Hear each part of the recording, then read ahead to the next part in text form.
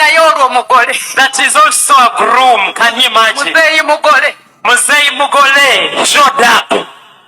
Sibunga olwana oluwala luwangudde boy. And then a very fine young girl had taken muzeeyi wako. What do you want? Hey. Hallelujah! Hey. Anna. Amen. Embaga eneetera okubaawo. The wedding is at hand. Time soon. Omwana omuwala agenda kusamba gawuni. The woman is going to be kicking a gown with her father. Ali mu myaka gisoba mu nkaaga. My father is over 60 years. Eggulu lyamujjukidde. The heavens remembered him. Bagamba wano bulijjo kuba kawuula temwaga. I tell you to hit spiritual spouses you don't want. N'obuuza n'abaana ba Supreme oba baaliwo okuloota muzeeyi sibategeera. And then you wonder where these people were here. Single people in Supreme, where were you when Mr. Muwako was searching? Kati senga ngenda kutandika kufukamirira maama. I'll be kneeling. Mama mukama yebaziwe. Mama webale kujja. Ate kakati oyingira awaka nyinza obutafukamira. When you come at home, I should kneel because you're my mother now. Nyinza obutafukamira. Can I not kneel? Muli awo mutulula butunuzi. Ate nga abadde ajja wano. N'agaba naye wendi nnoonya nga temufaayo. Kati kyabayiseeko. Omwana nga taakuba amasumaati wano. Smart suuti. Ate nga n'enjiri agimanyi. Atukubisa haleluya wanene y'amaanyi. Omwana muweereza wa Mukama, omwana musinza, omwana ali smart, omwana azaala Pastor Vicky. You can imagine. Tebajja mu bakoowu busaba. Baali wano basingo empangale zitunula butunuzi. They are just looking around, yet they are single women here. Boyi baamuliddewo. Now he has been taken.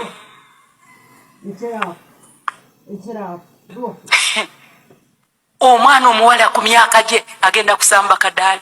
The young girl at her age, she's going to be wedded. Mugenda mulaba. You're going to see her soon. Kisa kyamuguddeko. The grace came up.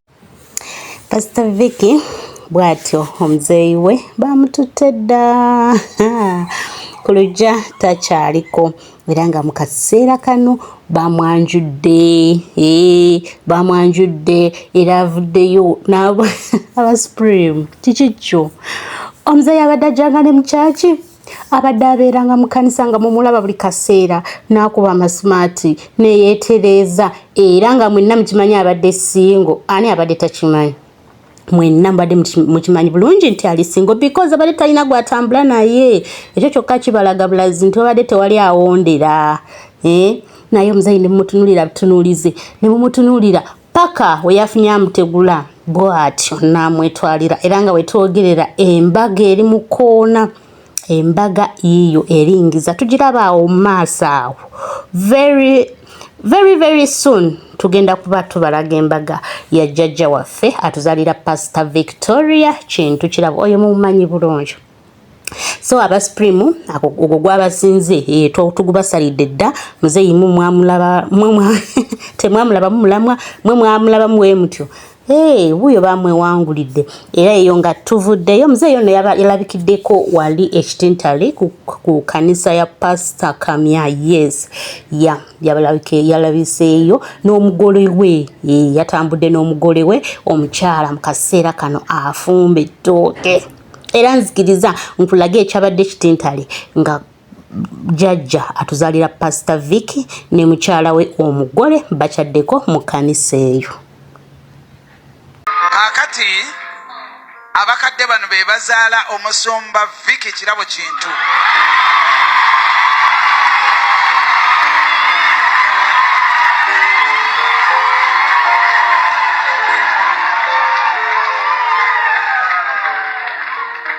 Umutegedde. Hallelujah.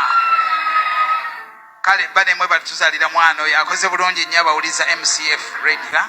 So kino sister kyakuzaamu maanyi gwalina amagenda go mwaka guno gw'amagenda bannanga abantu bagenda.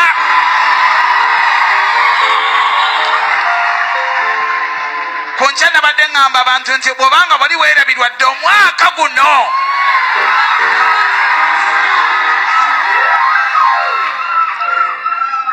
Hallelujah. Kampisewo na kino. Waliwo atakyasobola kuzaala ng'olina Katonda. Is there anyone who can't have children when you have God? Waliwo atakyasobola kufumbirwa ng'olina Katonda. Anyone who can't get married yet you have God? Ngenda kuleetera wano kapo y'abagole. I'm going to bring a couple here for you.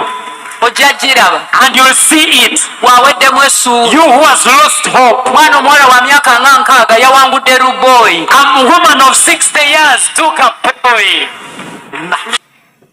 Omwana omuwala ku myaka gye agenda kusamba kadaali. The young girl at her age, she's going to be wedded. Mugenda mulaba. You're going to see her soon. Kisa kyamuguddeku. The grace came upon her. Abaana baligamba mama waffe yafumbirwa embaga. And then the children will say, our mother married a wedding. Kati gw'olyawo wafiisa obulamu. Now for you, your life is rested. Twawummula. No, for us, we gave up in the tubayita wano mu nkuŋŋaana z'abasingo. Ffe tusabira ggwanga. For us, we are praying for the nation to be with peace. Waliwo omukisa Katonda gwe yakuteeseza ng'olina ogukileiminga wakiri ofe ng'ogukileiminga. There is a blessing you must claim even unto death. Tulina ayamba. We have God who helps us. Tulina awanirira. We have God who upholds us. Tuba tuzirika n'atuwa. As we faint hope, He holds us. Tuba tuweddemu amaanyi n'atuzzaamu amaanyi. Ndagidde omukisa ogutaliiko buyinike wiiki eno. Olabe omukono gwa Mukama wiiki eno. Obeere muwanguzi n'okukirawo. Ekitiibwa kya Mukama kikusembe. Obulungi bwa Katonda bukusembe. Omukono gwa Katonda gukubeereko yonna gy'olaga. Olw'emirembe gitudde mu mutima gwo. Omwoyo omutukuvu b'emirembe gye mu bulamu bwo. Otambule ng'owummulidde mu Katonda. Otambule ng'olina essuubi mu Katonda. Kubanga Katonda teyakuyita kubonyaabonya. Naye Katonda yakuyita alaga ekitiibwa kye mu bulamu bwo. Okuuma omutima gwo wakati mu buli kusoomozebwa. Mu biseera bye tulimu eby'oluvannyuma. Osobole okuva ku nsi. Osangibwe nga weeteekeddeteekedde okudda kwa Mukama waffe Yesu. Katonda agenda kutwala abantu bokka abajjudde emirembe. Agamba mu Peetero nti obanga mutegeera kino, Peetero 2:3-14, mwekuumirenga mu mirembe. Mutambule nga temuliiko kyakunenyezebwa. Tuli mu biseera ebisembayo. Emirembe gya Katonda giteekeddwa okufuga mu bulamu bwo. Yesu akusange ng'olina emirembe. Osobole okukwakulibwa ku lunaku olwo. Oyinza okufa naye ofiire emirembe gya Mukama. Olunaku lw'omusanvu osangibwe nga toliiko kyakunenyezebwa. Nsabye emirembe gifuge mu bulamu bwo. Omwoyo omutukuvu akunywegere. Omwoyo wa Mukama akuwambaatire. Akujjuze embala ey'ebibala mu buli mbeera yonna.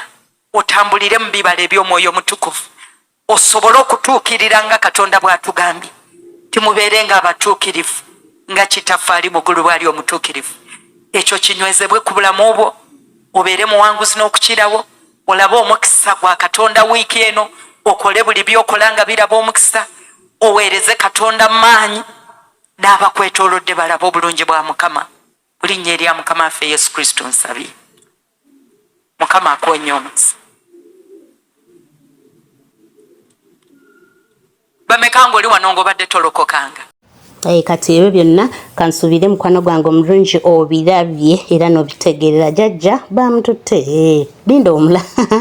Linda omulala gwe kasoma nnyo omuntu nti ali singo ng'awo osaba Mukama Katonda abeera akulinze okubanga omubuulira ensonga zo. Gwe just no olina kwetukuza, kwerongoosa, kusaba with faith. Buli kimu okirekere Katonda. Ebintu ebijja kuba bikolebwako mangu nnyo nnyini ddala. Era gwe singa ali eyo toggwamu essuubi, toggwamu amaanyi. Jjajja wuno bamututte ku myaka 6. Is it? Yeah, myaka 6 plus. Naye yewangulidde omwana muwala. So it's not too late for you. Munzikirize nno mbasibulire wano. Pastor Vicky akyalina obubaka obulala ngenda bba mukulekera wabula for now beera bulungi mukwano gwange omulungi weeraba. Mukama tunakusinzanga oli mulungi yakuwa tunakusinzanga oli w'amaanyi Mukama tunakusinzanga oli wa kitiibwa Yesu tunakusinzanga oli w'amaanyi Mukama tunakusinzanga oli wa muwendo yakuwa tunakusinzanga oli wa ntiisa Mukama tunakusinzanga